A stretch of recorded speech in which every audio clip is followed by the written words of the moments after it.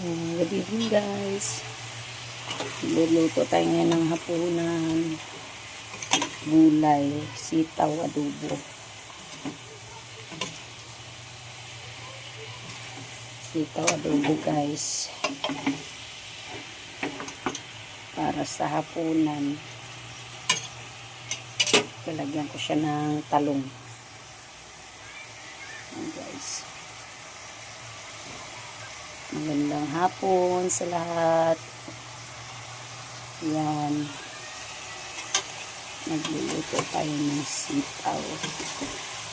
Masahog yan guys. Konting baboy.